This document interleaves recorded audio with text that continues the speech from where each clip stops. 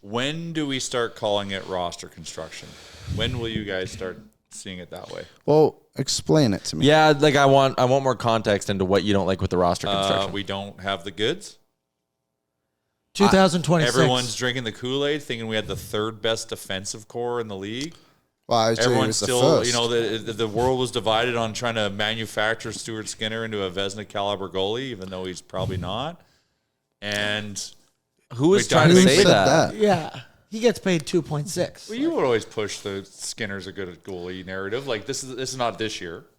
Last year you were advocating for him. Beginning of last season, I definitely did. But like you're not like, and I'm not trying to isolate you. Like there's a lot of people that thought like that. He also hasn't been a problem this season. Well, everyone's a fucking problem. Yeah, How they're can all he not be a problems. problem this season? He's not the biggest problem. That is maybe the way I He's should have part phrased of that. the problem, just Yeah, like sure, everyone else is sure. part of the problem. Yeah. And you're finding out how much Draisaitl and McDavid can actually do. Are they playing their best right now? No, I'm not feeling the jam from them yet. But they're exhausted. They've been dragging this team to the playoffs 2 years in a row, and clearly they don't have enough of a supporting cast.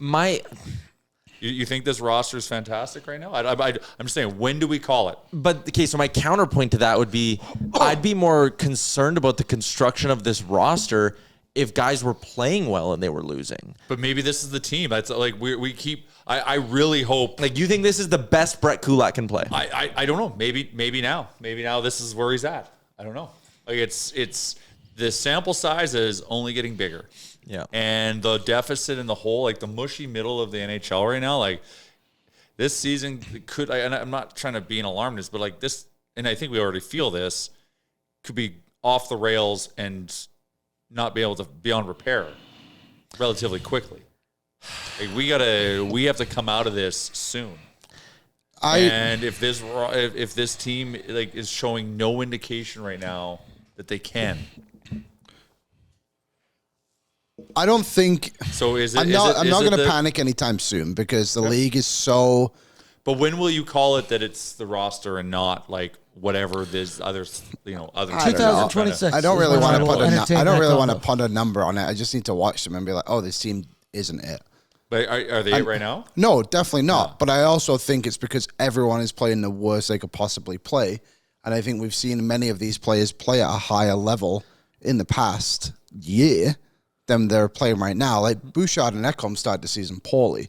I think over the last few weeks, the last couple of weeks, whatever it's been, they've been a lot better.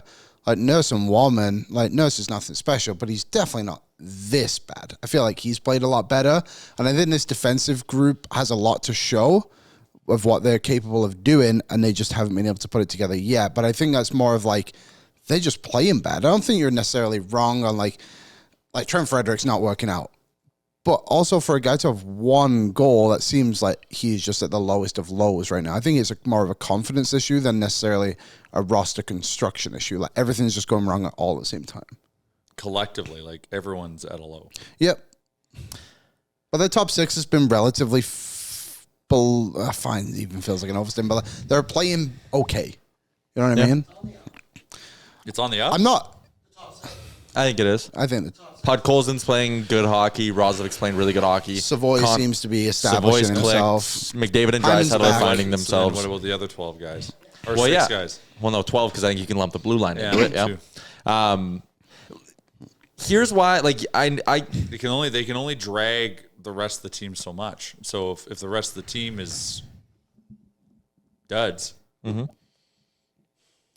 here's why I'm not gonna hit. My meter won't hit true panic until probably until the Olympic break, if I'm being honest with you. This team, as much as I do not want to make excuses for them, because I hate making excuses for a struggling team where it's effort. And I think a lot of it is still effort with this team. And maybe it's coaching. I still don't think Chris Knobloch's sitting there being like, guys, don't hit anybody on the forecheck. Guys, don't go to the net now. Like, stay on the perimeter. Yeah. Like, what's fueling all this? I know. So I don't want to make excuses for them. But the reality of the situation is that their schedule has been tough. It's been daunting. They're on their second extended Eastern road trip, and the season's 5 weeks old. They will not play a game they will not play a game in the Eastern time zone after December 19th this year. There's something to that. This is a team without a doubt. Like, there's some circumstance for sure. They haven't played good enough Are they fatigued from another long season? Probably. They've played 8 home games this year. There's a couple of teams who've played 7, and then it's the teams with 8. And I mean, the fact that this road trip continues for another few days. It's epic. By the end of this weekend, I believe they will have played the fewest home games in the entire NHL. This is a team that traditionally is average on the road, dominates on home ice. You're going to have fewer road trips in the back half. Like, they might just have to gut through this, and then they'll be back on home ice and they'll go on a run at some point. Like, they've only lost once in regulation. It's plausible. It's just their home record is 5-1-2 this year. They only lost at home, which was the 9-1 for When us. have they showed that they've had it this season? We actually discussed this in Was O&R. it the after the second period Of Utah? Utah? The Vancouver game. Rangers That is game? really... No. No, actually, I no, that was disagree. just We two. did this on O&R. I said 2, and it was those 2, but we just said Utah and Vancouver. The rest of them have just been like, well, maybe Chicago, but none of us watched it because the Blue Jays were playing. But the rest of them, they've been very below average. But also, too, they've been below average, and they are currently 1 point out of a playoff spot. And that's my whole thing. Lucky. They're not. They are lucky. They're lucky that they're in that circumstance. They're lucky, but I just think everyone else is all the same.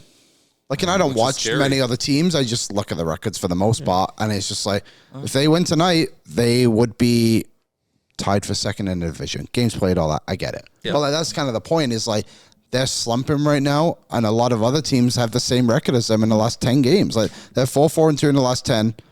Seattle's 4-3-3. Vegas is 4-3-3. And that's why, like, I'm not willing to panic at all right now. I'm very frustrated, don't get me wrong. But, like, let's not overreact to the extent of the season is over on November 19th. You know what I mean? No. And I'm not trying to, like, and that's what I'm saying. Like, I'm like, when do you call it this? Because if it continues like this, then it has to be a roster issue. I think if we start seeing other teams pull away and the Oilers just kind of stay in this inconsistency, that's when I would start to be like, oh, shit. So I can't really put a game number on that, but that would be what I would evaluate it at. Yeah, you can even, like, Connor finally celebrated a goal in Carolina. Yeah. Like, finally, I was like, finally, he's cheering for, like, so maybe that's a sign that he's coming out of the fog. And like, And he's been playing great as of late too. But like, he has been. That it's an emotional fog too, because we're the free space in the bingo card when it comes to the calendar. Like, it's an easy night when you play the Oilers. What's up, Nation citizens? If you enjoyed today's episode of Oilers Nation every day, make sure you hit the subscribe button here on our YouTube to not miss any of our content. We got you covered, from interviews, insight, analysis, everything you need to stay up to date on everything around the team. Hit that subscribe button so you don't miss a video.